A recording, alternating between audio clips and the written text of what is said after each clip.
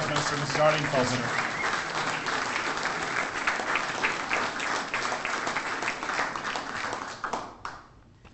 Well, thank you, Roger. First Minister, Deputy Leader, elected members, guests of the business community, we're delighted that you're all here this morning at our party conference. Roger didn't tell you the full story, of course, because I came down expecting just to eat my breakfast.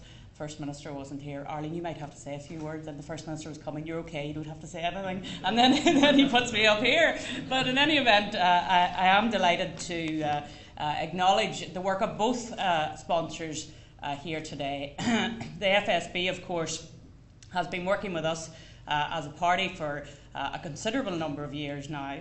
And of course, for every MLA, there are a wide number of small businesses in each of our constituency.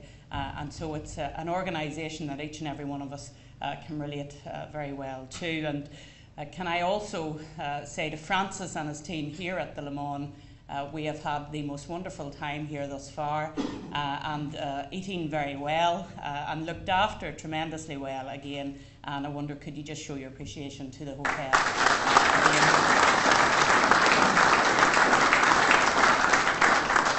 Yesterday we had an agriculture and rural affairs breakfast. And we talked a lot about the agri-food industry, as you would expect, and somebody made the comment that we need the agri-food industry to be wrapped up in our tourism and investment, and that is absolutely the way that we want to push things forward, because our food industry is one of our very strongest industries here. And I want to thank Wilfred for his acknowledgement of the work of the DUP right across the party. It's something we pride ourselves on, our flexibility, our accessibility and our responsiveness, and that is why, Wilfred, we're very pleased to work with you, particularly in the areas that you highlighted, the small business rates relief, which Sammy brought forward. And actually it was during an election campaign, and Glyn knows what I'm going to say, when the First Minister, Sammy, and I think William McRae, we were out and about in Ballyclare, and the traders were being very clear with us that they welcomed the small business rates relief scheme, but they really did feel that we needed to extend it because there were a lot of businesses not actually getting the benefit of it. And it was after that discussion that we really felt that the small business rates relief scheme needed to be extended, and that of course is what is happening now.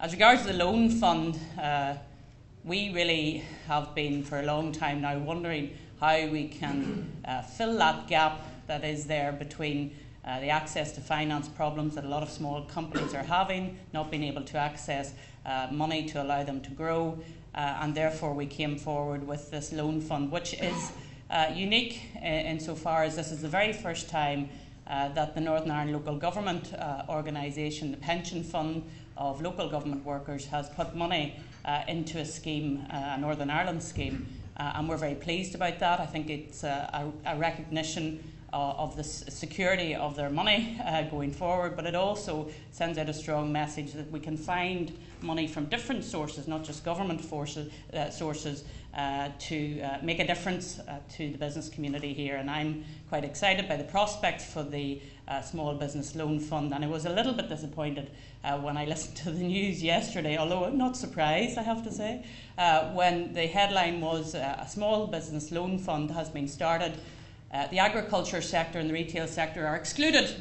That was the headline. Didn't talk about what it could do for small businesses in Northern Ireland, but just talked about those sectors which, for European Union rules, not our rules, are excluded. And it was disappointing that it didn't go on to talk about what benefit that this would have for the Northern Ireland economy here. However, we move on, and we have moved on, and Invest Northern Ireland, as you know, have launched their Boosting Business campaign, which wants to work, and I'll say more about this later on, with the wider business base right across Northern Ireland. And sometimes people have criticised Invest Northern Ireland for only being interested in the big companies in Northern Ireland and not really getting down to the small companies. And Wilfred knows that we've had many discussions about that, and it is my hope that the Boosting Business project will really get down to the grassroots businesses and help them in a very meaningful way.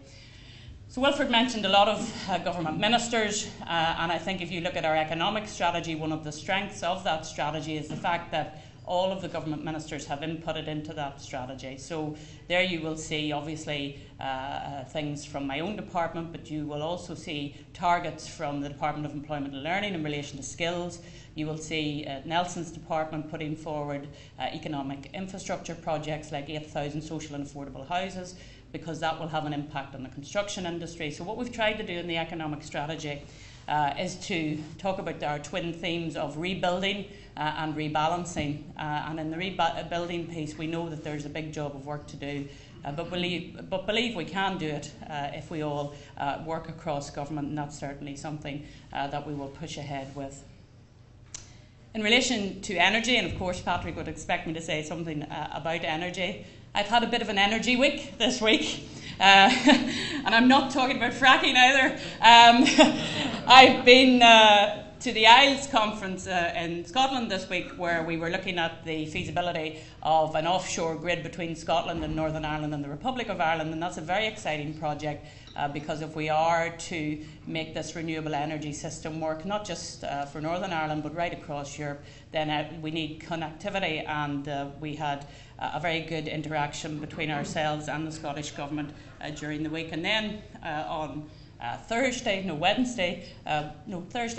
we announced that Dong had went ahead with their assembly and logistics development at the Belfast Harbour, and Patrick's absolutely right. What we're looking to do is make Northern Ireland a hub for renewable energy, and I think the arrival of Dong on the scene is a very significant achievement, and one which we will hope brings more attention into Northern Ireland from investors so that we can move things forward.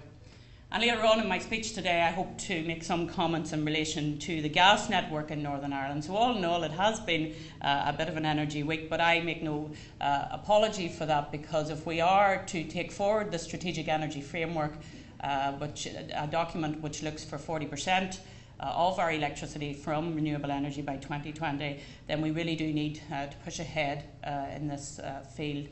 And Patrick's right, there are a lot of challenges. There's a lot of misunderstanding about energy, as we've seen during the week, but as well as that, we need to try and deal with the security of supply issues, but at the same time recognise that the consumer cost, particularly at the moment, is a huge issue for everybody, and we know the amount of people in fuel poverty right across Northern Ireland, and therefore it is a balancing act. It's a difficult balancing act, but it's one that I will work with Nelson McCausland on to see if we can deal with the fuel poverty issues, but at the same time give an aura of investment opportunity for people who want to come to Northern Ireland and help us with our electricity and renewable market. So that's all I have to say. Thank you very much for the sponsorship. Thank you for coming along this morning. And now I'm sure the First Minister would like to say a few words.